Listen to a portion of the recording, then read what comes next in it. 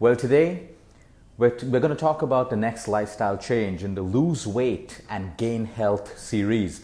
We worked on determining our goals when it comes to health and determining our life goals. We've backed those goals with the intention behind doing it, because just too many people make goals that are empty and not backed by intention. Their goals are based on comparing their lives with people, comparing their wants and needs with people and society, and those are the wrong goals. Eventually you will fail.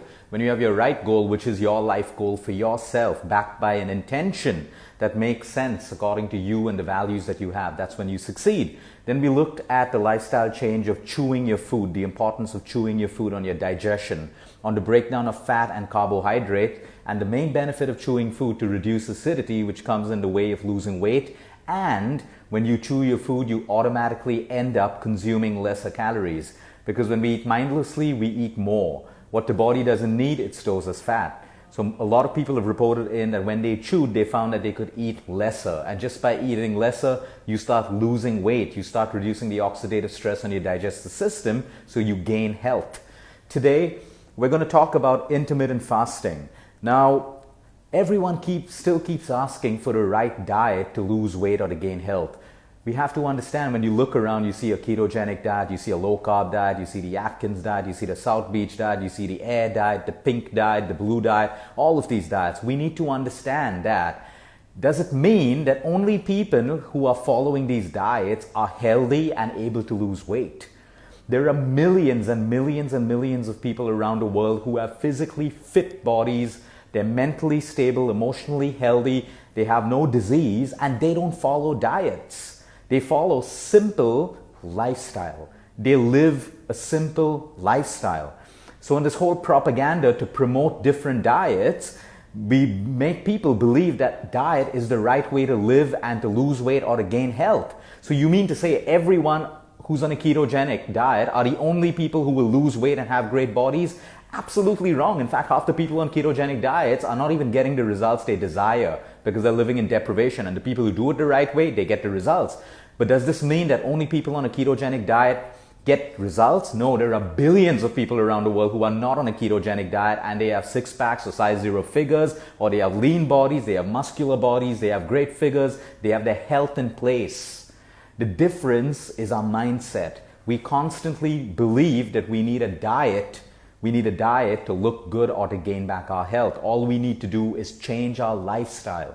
The human mind is programmed to constantly look for quick fixes and immediate gratification. We want things to work immediately so that we feel good. And that's why we have more depression in the world today, because everything in life doesn't give you instant gratification.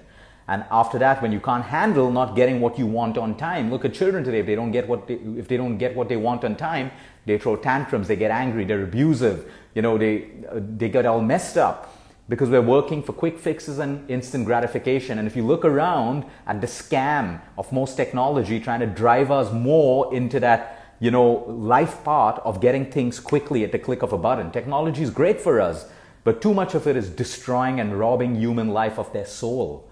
Because when we don't get what we want instantly, like regain our health or lose all the weight that we probably took 4 years to put on, we want it off in a month. Then we start getting depressed and frustrated and looking for stupid things like surgeries and fat burners and pills and all of these things. Comes down to a mindset change. Well, today we're going to talk about intermittent fasting. Now you got to understand, we're doing intermittent fasting with a goal and an intention. A lot of us are toxic. Many of us are toxic emotionally as well, but we're talking about body toxins, because it's in the air that we breathe, it's in the food that we eat, the water that we drink, it's everywhere. And when you have toxic overload in the human body, you're more acidic, you have more inflammation, and then you cannot lose weight. You struggle to lose weight, and we lose our health at the same time. But when we help our body to remove toxins from the body, we start getting better. The 5 eliminatory organs, which are your lungs, your liver, your kidney, your skin, and your bowel movement, your colon, if these are working perfectly together, you have great health. You have the ability to lose weight quickly and safely. But even if one of these 5 eliminatory organs are blocked, you have a problem. And that is your root cause of your problem. You better treat the root cause instead of finding everything around you that is giving you a band-aid effect or some quick fix feeling or instant gratification. It doesn't work that way. So intermittent fasting is powerful because, number one, we're eating too much of food today. We're living with this whole myth that we need to eat 6 meals in a day, 7 meals in a day, constantly graze, constantly snack. Our portions are larger than our bodies require. We're mindlessly eating more food than we require. When you intermittent fast, you understand one of the benefits of fasting is improving the utilization of body energy to heal you, to repair you. Most of us use that energy for digestion. When you're constantly eating, your digestive system utilizes about 70 to 75% of your body energy. That's a lot of energy. That means you're left with about 20 to 25% of energy for everything else. Your brain power, the work that you do in the day, everything else. That's very less energy because we're constantly eating, which means we're constantly digesting, which means we're constantly utilizing energy. Gone are the days where you had one meal, you waited for 4 hours for the entire digestive cycle to work and finish digestion and assimilation and absorption, and then you eat your next meal. But we're snacking because there are snack companies that want to sell snacks. How do you sell snacks? By making people think that snacking is the way to build a metabolic rate. Very few people need to eat every 2 to 3 hours. Some people who have pressure problems, some people who have a type 1 diabetes or uncontrollable sugar levels. Only them. Everyone else needs to have a meal, wait for complete digestion to happen, and then eat your next meal. And that's where intermittent fasting comes in. All religions talk about this. All of them talk about the power of fasting. But again, we look at comfort first. In India, people have come up with their own fast called the fruit fast or the nut fast or the milk and fruit fast. These are not fasts. When you do fasting, you do not consume anything but water. And if you're doing a dry fast, that's different. There's no water. But today we're talking about intermittent fasting and how it's going to help you with weight loss and how it's going to help you with gaining your health, which means immunity. Everything revolves around immunity. You can be the most successful person in the world with the fittest body, but you have low immunity, you will and can have disease. It's as simple as that. In intermittent fasting is simple. The challenge, or what we're going to try to do, the lifestyle change that we're going to try to do over the next 3 days is simple. If you finish your dinner at 8 o'clock today, your next meal is going to be 12 o'clock tomorrow at noon, which means you're allowed to have only water, plain water, no coffee, no tea, no lemon water, nothing. The idea is to shut down your entire digestive system. Only water gets into your system. So now in this process of about 14 to 16 hours, your digestive system gets a chance to repair. Your colon gets a chance to break down all the fecal matter that's stuck to it for ages and ages. All that energy which is used for digestion now in 16 hours will be moved to heal your body, repair cells, regenerate, grow. All of that magic is going to happen in your fasting phase. Now, why I say to do it at night is because you'll get at least 6 to 7 or 8 hours of sleep, which I'm hopeful that you are getting. So a lot of your fasting time goes while you're sleeping. Now, what do you expect when you do intermittent fasting if you've not done it? The first day you will have hunger pangs. You will have hunger pangs for sure, but it's mind over matter. You are not going to die by fasting. Some people may be acidic. That's a good thing. You want the acids to come up, in order for it to come out of the body. It's like when you meditate, you're not going to feel calm immediately. If you're angry, you're going to be more angry. If you're jealous, you're going to be more jealous because all the negative emotions first have to come up to the top before coming out of your system. The same thing with toxins.